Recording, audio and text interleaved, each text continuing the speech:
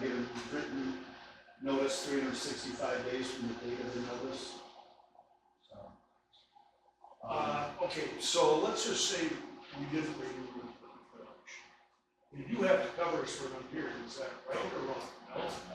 not because the contract's in, it's within a contract. If you have to give 365. So if it's a 2-year contract, for example, 2-year contract, we have to give we have to give them notice on probably December 31st of 26.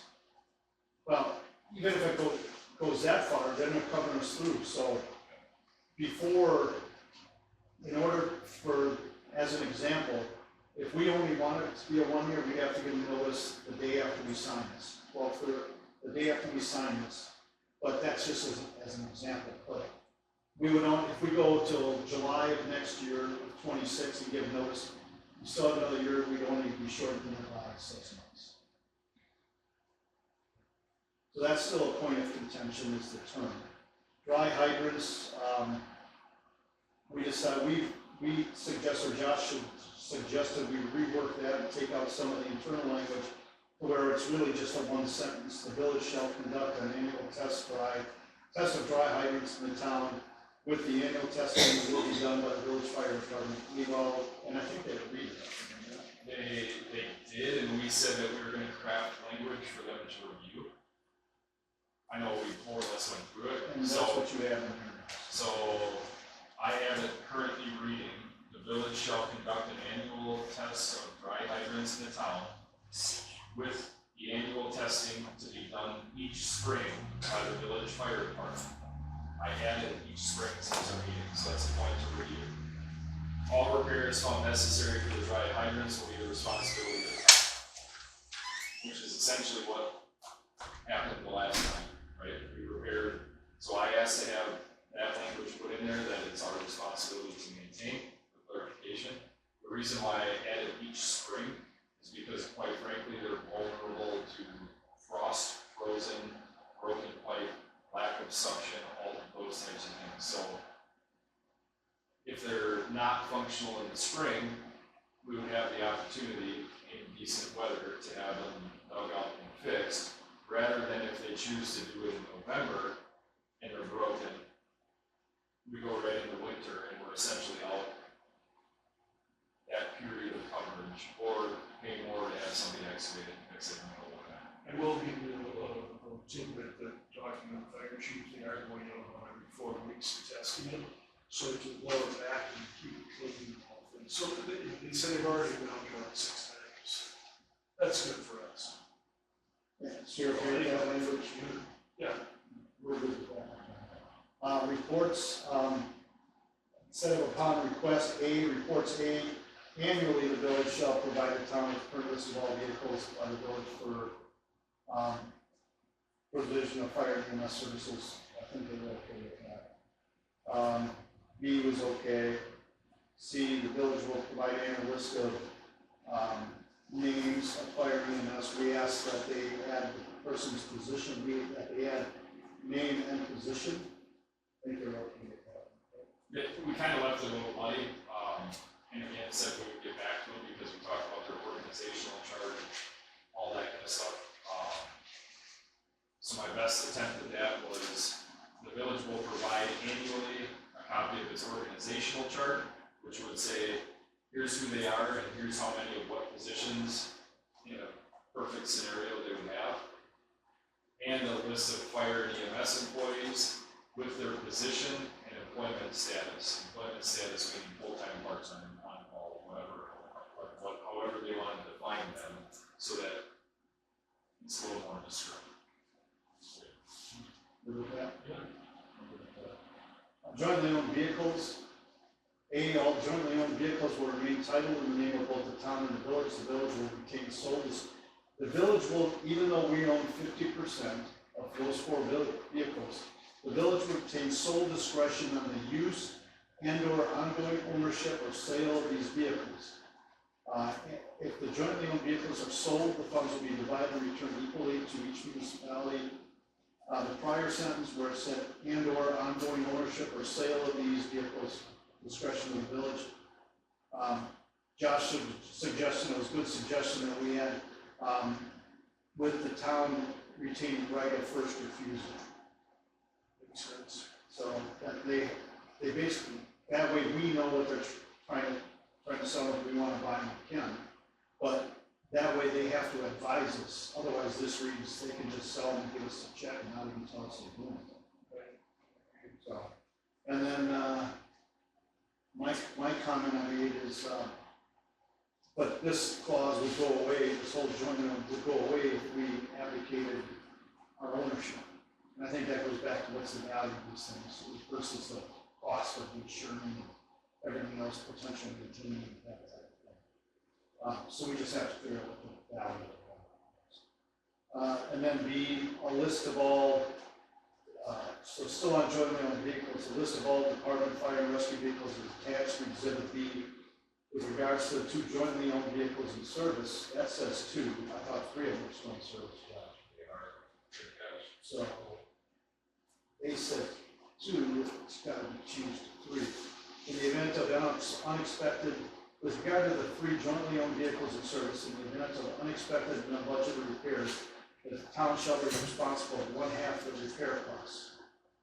Now, what I don't know is, because they didn't give us a red line, is that new language with this, or is that what was in there before?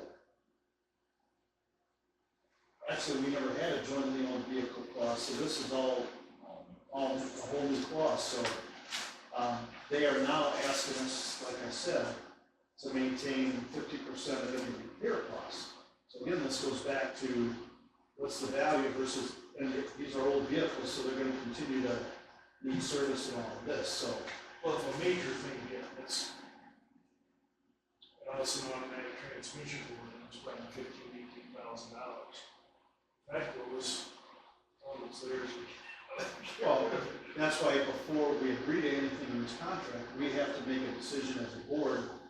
Do we want to maintain, and even if we say we don't want to retain ownership of it, they may tell us no anyway.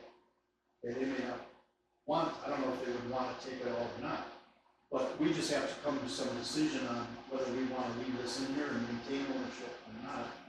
And if we do, that's fine, but I don't think we make a decision on that until we find out what the value of these vehicles are, whether any value they have versus the potential. I mean, if the total value is $150,000, that's a different story than if they're as aged as they are, if the total value is $33,000, right?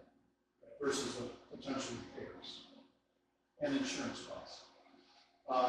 So anyway, we'll need to, I don't know that we need to get into this anymore with them tonight until we get our numbers. Unless they already, we can ask them what, if they know what the current value is. Well, so here's kind of a couple of different things for consideration to fly through this. If we look at what was titled 8B in the draft, 8B said a list of all fire department and rescue vehicles is attached as exhibit B.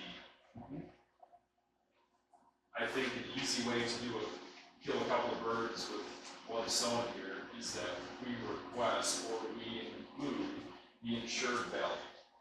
Okay? Because realistically, an appraisal is subjective to a point on who's doing the appraisal. The functional issue is how much is it insured for? Because if they're not insuring it for how much it's worth, that's a stupid business move, right? You would assume that if the truck's worth 30 grand, that it has a statement of value of 30 grand on our insurance policy. So if we include words that say a list of all fire department rescue vehicles, including their individually insured, yep, that's also what I type, value, is attached as exhibit B. Right, so here's the list, here's the insured value. Totally agree. Okay. Totally agree. So, with regards to the point that I brought up about right of first refusal, I included it as section B, which then retitled B to C, if that makes sense. Yeah. And I put in here, and this is a Jonathan review request at some point, obviously, In the event the village determines there is no longer use for a jointly owned vehicle, the town shall have the right of first refusal for said equipment. In such an event, the village shall provide written notice to the town, including a copy of its current insurance valuation of the vehicle, which we potentially can take out now, and an executable purchase agreement. Within 30 days of receipt of the village's notice, the town shall provide written notice to the village of its election to purchase the jointly owned vehicle. Within 30 days of the town's election to purchase, the town shall provide the village with payment for its half of the vehicle's value. I know I read that off live, not expecting a legal review as we stand here. But Is that a new section, the section 8? it would be C? 8, it would be 8B, and B would move to C. So that's where you stuck the comment, right of first refusal, and B not applicable. Correct. As a separate standalone. Makes sense.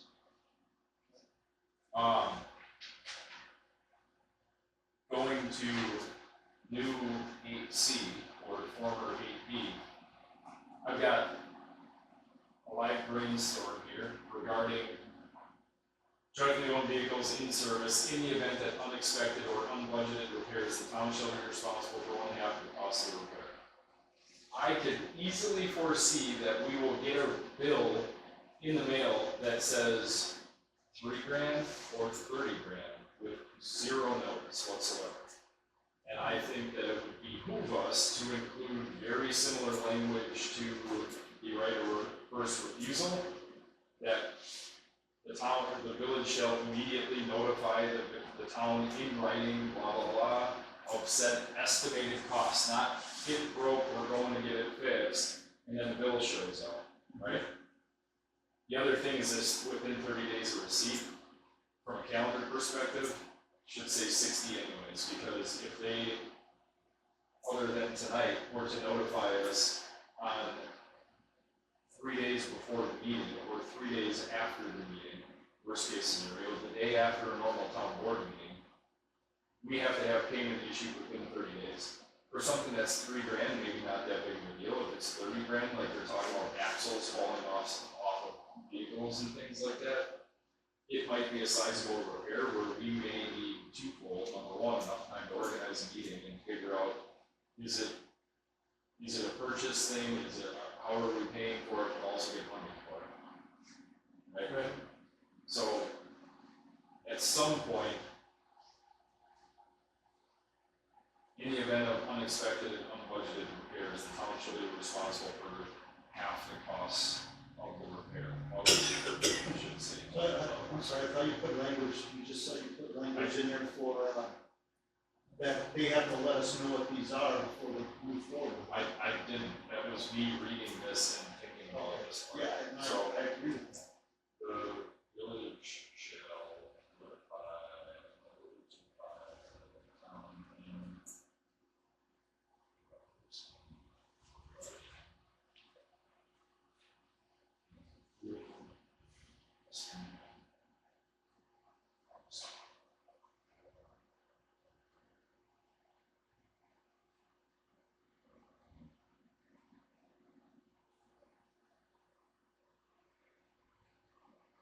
Prior to conducting any.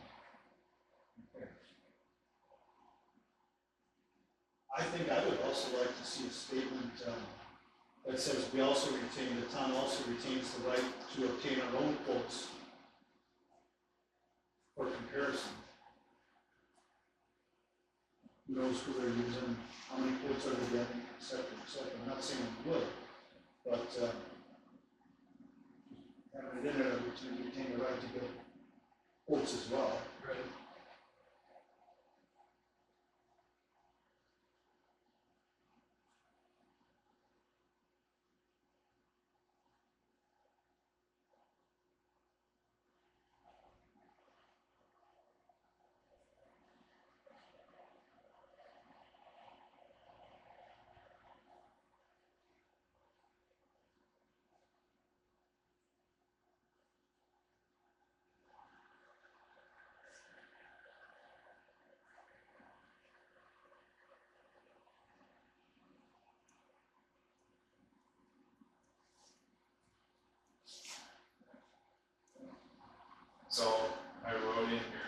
shall notify the town in writing, including an estimated cost for repairs prior to commencing any repairs. The town retains the right to obtain quotes for said repairs at a vendor of its choice, with the resulting quote being provided to the village by the town. The town shall remit its share of the repair costs to the village within 60 days of receipt of the repair. Sounds good. Especially if you say.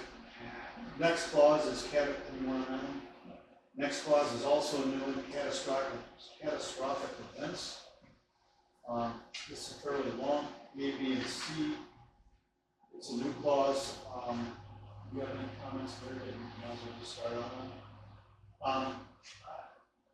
In the event that a catastrophic event occurs which material adversely affects the ability of either party to performance obligations under this agreement, including but not limited to natural disasters, kind of force majeure clause.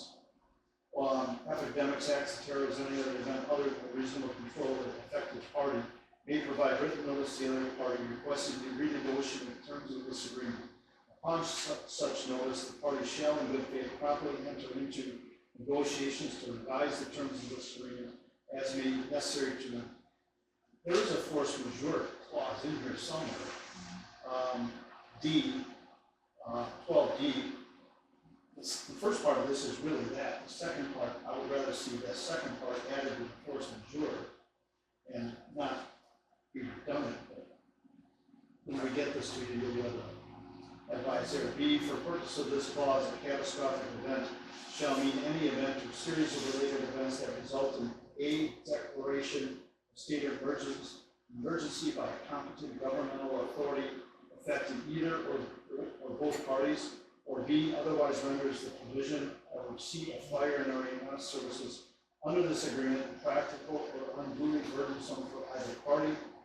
C, during the period of renegotiation, both parties shall continue to perform their respective obligations under this agreement to the extent reasonably possible unless performance is excused by the nature of the catastrophic event or applicable law. If the parties are unable to reach agreement on revised terms within 90 days of the initial notice, either party may terminate this agreement upon 30 days written notice together without penalty or further obligation except for payments for services rendered up to that date.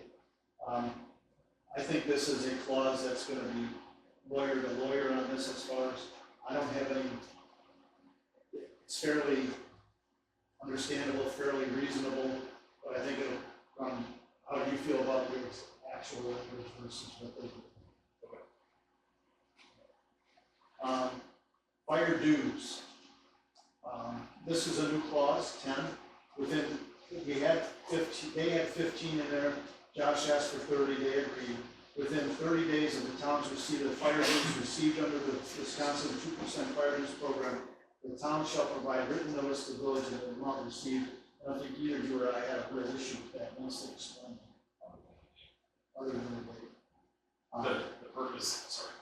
The purpose they asked for is so that if we are still receiving our 2% fire dues, they don't know how much that is, and they have to report it in their annual audit as how much specific 2% fire dues they get and how much they get from us as a result of this contract.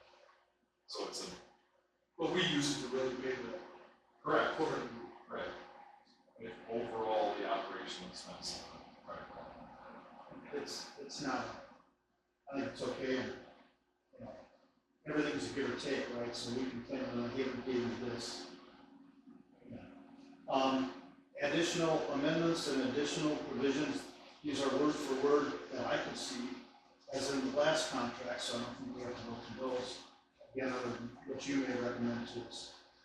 The only other thing, I think we've talked about the Exhibit A, the fire and rescue vehicles. Exhibit B, we've kind of talked about, which is one, it doesn't include population at this point for the formula.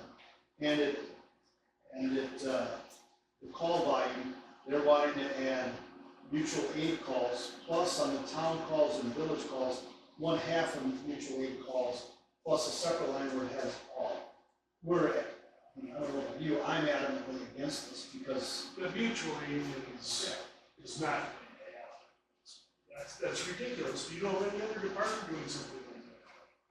So, It's ridiculous. so this is one that's still an issue. And you can see, well, you will see at the bottom of this, it says 2026 anticipated budget attached here too. There was no attachment. We still haven't got that. The one, and this doesn't say anticipated budget bottom line. It says anticipated budget. So they haven't, so we continue. I don't think there's one thing they've committed to getting to us or we need it that they've gotten to us on time. The only other thing, Josh, unless you have other things, the only other thing is the discussion of the town having a seat on the police and fire commission, or to understand, even if it's just a non-voting, so that we're aware of everything.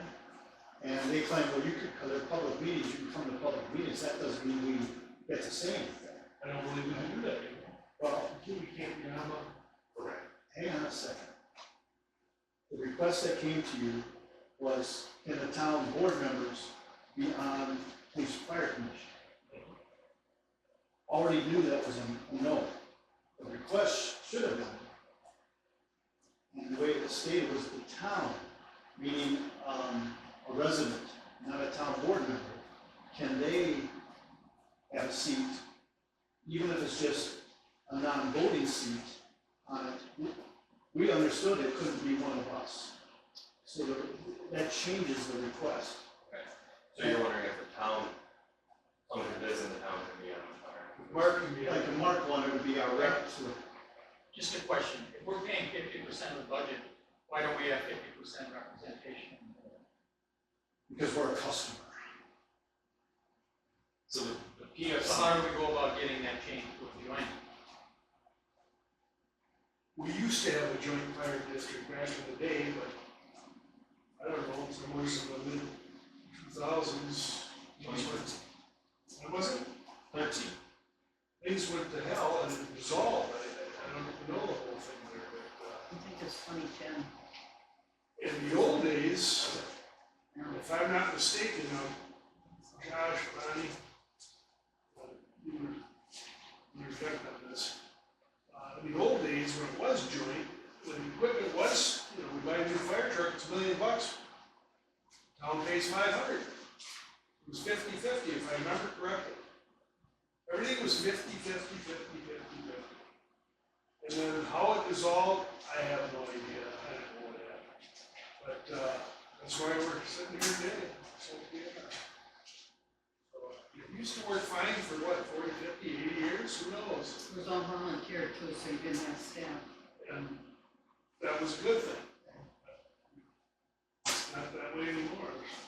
I have one thought under mutual aid. They want us to pay them to provide mutual aid to someone else. And to me, if you hire a plumber to provide a service to fix your kitchen sink, you shouldn't have to pay him to go to the neighbor and pay their kitchen sink. They're providing a service to us. We don't pay for the plumber's truck either. They have to, they're looking for other services or communities to combine with them. That's, that whole thing, that's not going to happen. I don't think so. These two guys are going to believe it. That's ridiculous. I never even, So how can you even come up with something like that? Like, it used to be the sheriff. Be charging whatever other county or you go over to the They have a fire. town of Whitewater and all this. Two members from every So- community that they serve. So a police and That's not a commission. So the village is running a fire department. It is a department of the village, which all of the PFC related things per statute to Jonathan's email is village. It does not allow town residents to sit on the police and fire commission. Okay, that's a statutorily appointed. Residents, you said. Town, anyone outside the village, Okay. period. Period. They have to be a village resident to qualify to be on the police and fire commission, because they have a police and fire commission. They also have a public safety committee. Okay, I pointed this question, or asked this question, they either have a redundant committee, or they're doing two different things, and they are. hire fire discipline at PFC. That's all they do, hire fire discipline. Okay? Public Safety Committee does planning, budgeting, all of the rest of the administrative side of both the police department and the fire department. So my point to them last meeting was, it may not be the PFC, but it could be the PSC, which is the Public Safety Committee. They drafted the ordinance that created the Public Safety Committee. So if they potentially, again, with their attorney's advice, probably saying no because we're a customer, but nonetheless, policy decision and legislating versus is it illegal? The question I think is not PF, it's PS, Public Safety Committee. So you're recommending that we ask to be represented and have a seat on the public safety? Yes, because we can't. Even to Jonathan's point, if it was framed around the town, one way or the other, that statute is still the same per municipality that the department plays in. Right. It's not a district, like the lake, whatever, fire district, where it's multiple municipalities making up the fire district. They are a department, no different than Whitewater. It's a department. We've got 28 minutes of break if we want to burn it through some of the rest of this, but What else is there? I wanted to go back and look at the Why don't conversation. you do that? It's good. So, Well, hang on one second. So we want Jonathan to investigate the legality of the town having a seat on the public safety committee. Correct? yes, but here, I would make it one better and say, we would request the village board to review, not that we want our attorney to look to see if it's legal or not. We want the village board to decide whether or not, kind of like we did with the decide whether or not for the population. We're running out of freaking time all the way around on this thing. And no offense to Jonathan or to Attorney Riffle or us or them or whoever, we're just flat running out of freaking time. To that point, I know the city of Whitewater turned this down 7 months ago, informally. I think we need to revisit it with them. I think we need to revisit the not kettle rain because of what you said, plus other things, is, all I think is Western Lakes. I think we need to sincerely urge, even if it's a meeting of the minds one way or the other, with City of Whitewater and Western Lakes. And whether that becomes a combined model of east-west fire and EMS, or EMS and fire, like one way, shape, or form, they both provide two different sets of service, right? Did you get any indication from your conversation with Whitewater that they had changed their? He's not changed his mind. My wife had it on the speakerphone, she was right there. They don't want to expand, do they? No, they have more than enough that they can In handle. fact, he made the comment that if some jurisdiction goes away, in person, would be happy with that. It's just overwhelmed. That's what he said. So again, not discounting the fire chief or Whitewater. The PFC of Whitewater is the board he responds to. And whether it, right, let's say Mark calls me and says, hey, my driveway washed out, and yeah, whatever. But he comes to the board, and the board makes a decision, we're gonna fix it. The board made the decision, right? No different, like, again, we're running out of time to dilly-dally in between. And I'm not saying the fire chief of Whitewater is not important, because he absolutely is. City administrator, chair of the PFC, whatever it is, I think we need to mash the gas on exploring those options in depth with them.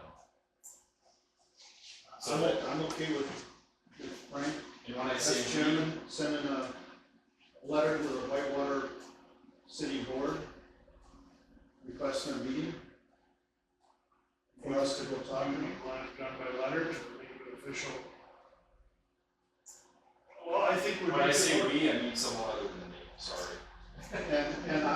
And I will agree to do the same thing with Western Lakes, but give me a couple more days there, because I'll go back over there and try to get an answer out of this guy. If he's still stonewalling me, not getting back, and he may have left on vacation, not told me, so I'm not throwing him under the bus. But if I don't hear back in a day or two, I'll go over there and talk to the district chief. Because the guy I talked to just said chief, and it wasn't until a couple of days later I realized he was the chief, but there was a district chief above him. So if I don't hear back from Brad Bowen, I'll go to the district chief.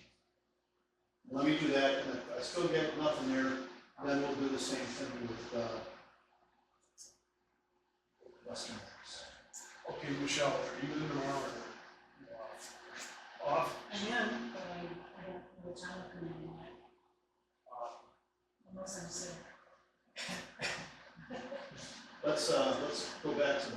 Well, what I'm getting at is, we will, I'll be up here when you get here, and, I'll do the research on who's the head of that committee over there. We'll, send a letter over there. Okay? I think it's just better to do it now. She's having so much fun, you're so willing, I see it on your face. So, if any of this pans out, right, like, let's go back to mutual aid real quick. I'm just using pot shot numbers. If we end up running anywhere around 10 calls a month in the town, and, well, let's just do it this way. If we run 120 calls in the town in a year, and the village runs 200, right? It's 37.5%, 62.5% split. If we take 40 mutual aid calls, which is what part of my argument was last month, you're using a split to then calculate further. Let's just say there's 40 mutual aid calls, which gets split even Steven 2020. That percentage goes down for the village and it goes up for the town. There is a historic pattern that we have a lower level of service in the town than the village does.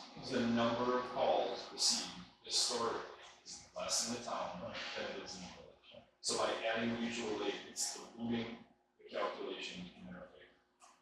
Rather than using, they have to be able to pull a report that says village calls, town calls, mutual aid calls. Whether it's in or out, quite frankly, there would be no reason for them to count mutual aid in, because theoretically they're there already. How can they put a dollar figure on each of those mutual aid calls?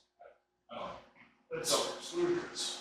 So, in the big picture of things, getting down to the actual brass tacks of this, if we end up somewhere near 48 to 52%, depending on the calculation that's being used, we are looking at $500,000 a year,